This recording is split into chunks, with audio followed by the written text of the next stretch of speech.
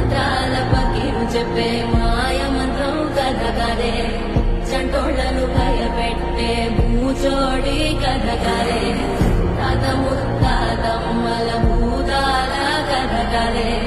విక్రమాదిత్యుడు చెప్పిన వేదాళుడి కథ కదే దీపము నుండి బియ్యం వచ్చే అల్లా బుద్ధి కథ కదే ఇది ముడత చర్మం